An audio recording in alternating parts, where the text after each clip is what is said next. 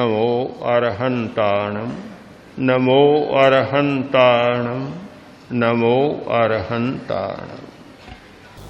जे आचार्य ने कहा, प्रभो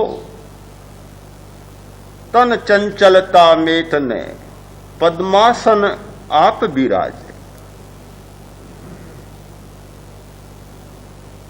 शरीर की चंचलता को छोड़कर और आप पद्मासन में विराजमान हैं। किस लिए? पद्मासन में बैठना क्यों जरूरी है? इसलिए शरीर को अनुशासित करना है। जो अध्यात्म शारीरिक अनुशासन को नहीं जगाता,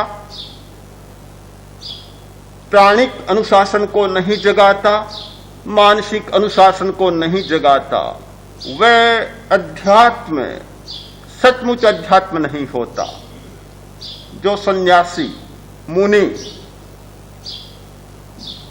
सन्यास की धर्म में दीक्षित होने के पश्चात केवल अध्ययन और अध्यापन में ही रह जाते हैं, केवल बौद्धिक सीमा में ही रह जाते हैं, शारीरिक, मानसिक, वाचिक और प्राणिक अनुशासन की प्रक्रियाओं का प्रयोग नहीं करते, उन्हें बहुत जटिल समस्याओं का सामना करना पड़ता है। क्या ब्रह्मचर्य की कम समस्या है? क्या सत्य बोलना कम समस्या है? क्या अहिंसक रहना, मनसा वाचा कर्मणा किसी के प्रति अनिष्ट का भाव न आना कम समस्या है? इन समस्याओं की महानदियों को कभी नहीं पार किया जा सकता जब तक कि यह शारीरिक, वाचिक, मानसिक और प्राणिक अनुशासन न जाग जाए। कभी संभव नहीं होता। बहुत कठिन बात है। आपने सुना होगा कि आर्य सुधर्मा का एक शिष्य आया, बोला, भंते मुझ पर कृपा करें और यहां से आप प्रस्थान करें राजगीर से। सुधर्मा ने पूछा, क्यों, ऐसी क्या घटना हुई? बोला, क्या करूं, जहां कहीं भी जाता हूं बड़ी मजाक होती है, बड़ा मखौल होती है। लोग कहते हैं यह कठियाहारा। कल तक तो लकड़ियों का भार सिर पर ढोता था और आज मुनि बन गया। अंगुलियां उठती है, व्यंग होता है। मैं तो परेशान हो गया। नया नया था, अभी अनुशासित हुआ नहीं था, भीतर का अनुशासन जागा नहीं था। आर्य सुधर्मा ने उसकी बात को स्वीकार किया और बिहार की तैयारी हो गई। अभय कुमार को पता चला, अकस्मात बिहार। पहले तो यहां आर्य सुधर्मा के रहने की स्थिति थी, अब अकस्मात कैसे बिहार हुआ?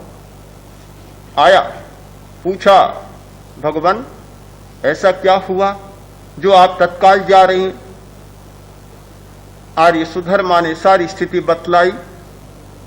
अभय ने कहा, आप कृपा करें और देखें क्या होता है। बिहार की जरूरत नहीं है, आप मुझे थोड़ा समय दें। समय मिला, समय दिया गया। दूसरे ही दिन अभय कुमार ने 3 कोटि सिक्का, उस समय का जो मुद्रा, स्वर्ण मुद्रा 3 कोटि स्वर्ण मुद्रा बाजार के बीच में जाकर रख दी, स्वयं खड़ा हो गया।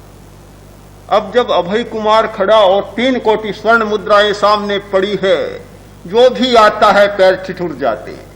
धन दिखता है चमचमाता हुआ सामने, और फिर अभय कुमार खड़ा और राज्य घोषणा हो रही है कि जो व्यक्ति अभय कुमार की शर्त को पूरा करेगा उसे 3 कोटि मुद्राएं दी जाएगी। अब जब 3 कोटि स्वर्ण मुद्रा पाने की बात आए, फिर तो पैर आगे बढ़ ही नहीं सकते। हजारों की भीड़ हो गई।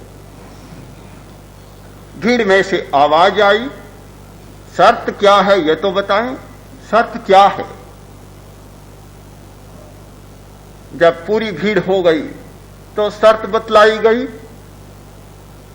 जो पूरा ब्रह्मचारी होगा, पूरा सत्यवादी होगा और पूरा अहिंसक होगा, उसे 3 कोटि स्वर्ण मुद्राएं दी जाएगी।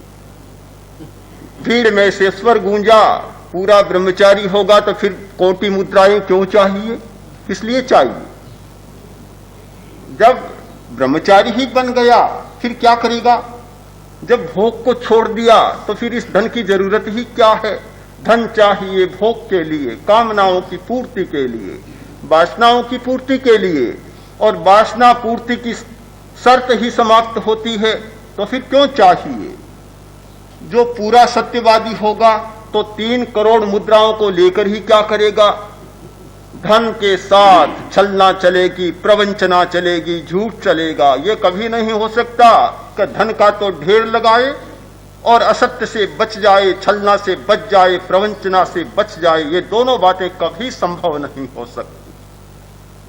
और धन का तो ढेर हो और पूरा अहिंसक बन जाए, ढेर रख नहीं पाएगा, पहले दिन ही छोड़ देना पड़ेगा, सारा विसर्जन कर देना पड़ेगा। यह तो बिल्कुल विरोधी बात है, मानने जैसी बात नहीं। कोई भी लेने को तैयार नहीं हुआ।